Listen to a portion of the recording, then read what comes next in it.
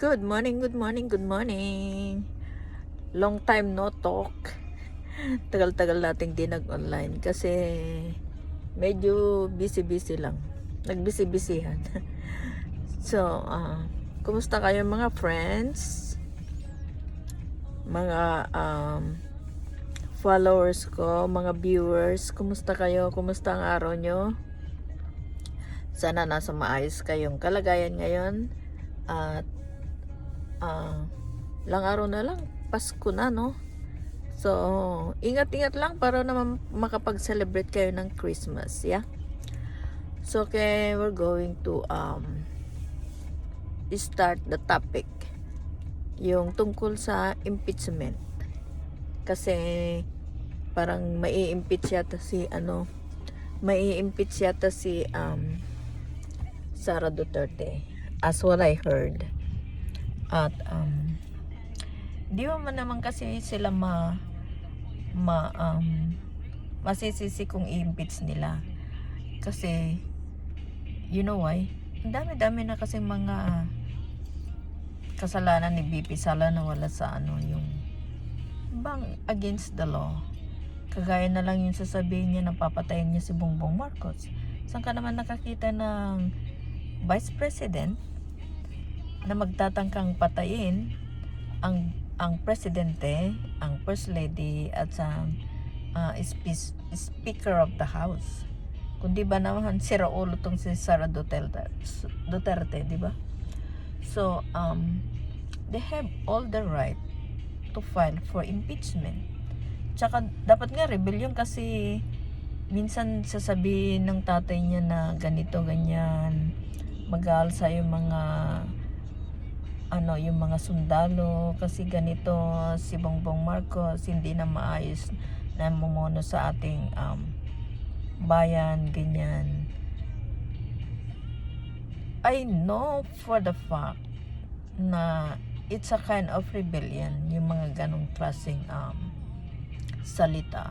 Tsaka yung sasabihin mo na lang na si Sara Duterte, sasabihin niya sa Vice President, tsaka yung First Lady na yung pag may nangyari sa kanya, papatayin niya sila.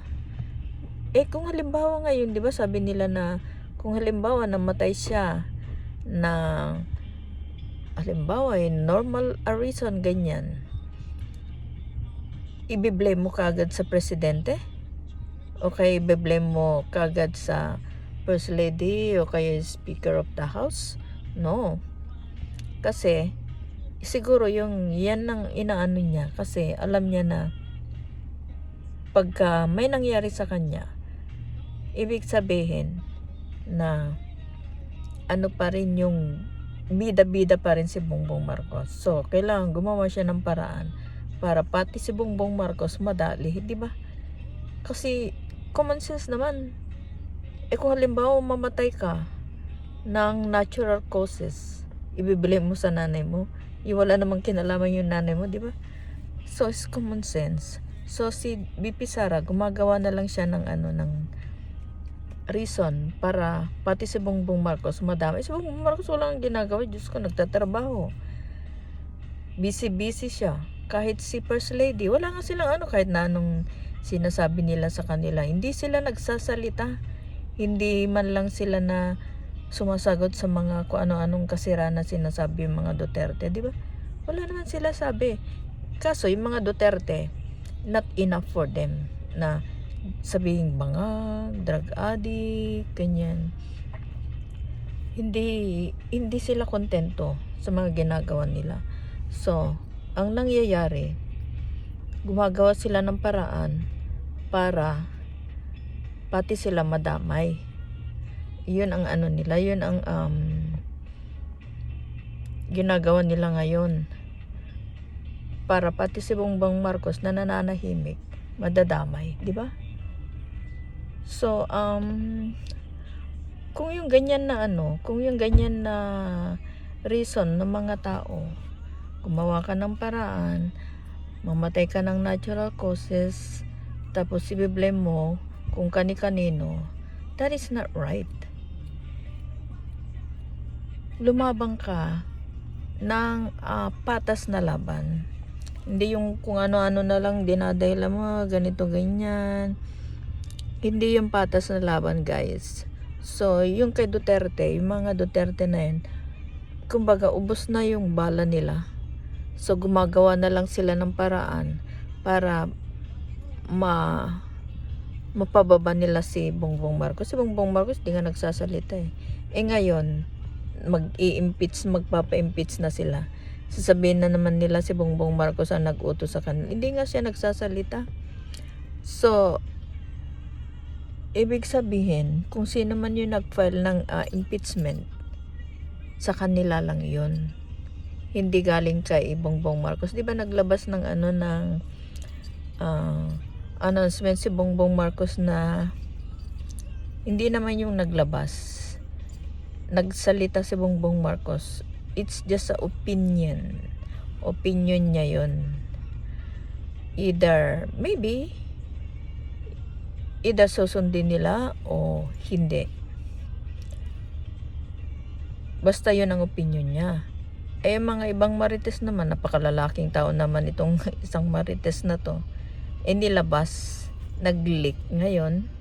So, si Bongbong Marcos no choice kundi aminin niya na talagang sinabi niya yon. Pero, hindi niya sinabi yon to spread or in open.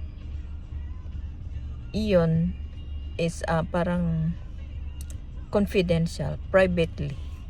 Ito naman isang vlogger, napakalalaking tao naman, isa rin chismosa. Nilabas niya ngayon, nilik niya ngayon. So, pati nga si Bongbong Marcos hindi siya nagreklamo eh. Kaya ganun kabait si Bongbong Marcos pagdating sa mga ganyan. Hindi siya yung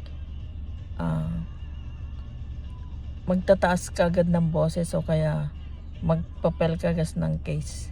Alam niya na kung meron mang gumagawa ng ganyan,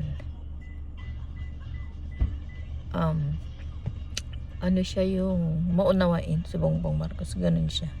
Hindi kagaya yung ibang tao na konting salita lang, maglalabas kagad na ganito, na ganyan-ganyan. Kagaya ng mga Duterte nga, konting mukha lang na big, maglalabas kagad, ganyan. So, dapat ganun yung mga Duterte. So, ngayon, mag-i-impeach, sasabihin na naman nila si Bongbong Marcos ang may pakana ng impeachment. Oh Lord! Talagang nakakahilo ang mga pangyayari sa Pilipinas ngayon. So, kung may comments kayo guys, paki-comment sa baba. At kung meron man akong mamarites, sasagutin ko yung mga comments nyo. And wag nyo kalilimutan mag-subscribe, like and share para parami natin ang ating katribo. Matagal-tagal na rin akong di nag-vlog guys kasi nga marami mga bagay-bagay na ginawa ko. So, medyo nag-stop ako sa pag-vlog. At maybe ngayon tuloy-tuloy ulit kasi medyo open na naman yung schedule ko. So, medyo meron akong time na magba-vlog ulit. So, sana yung impeachment na yan nag-pursue para naman magtanda si BP Sara kasi sobra-sobra na siya eh. Tapos yung sasabihin pa niya na ganito ganyan, parang hindi naman yata tama. So hanggang doon lang guys, and Merry Christmas and stay safe always. Love you guys. Bye.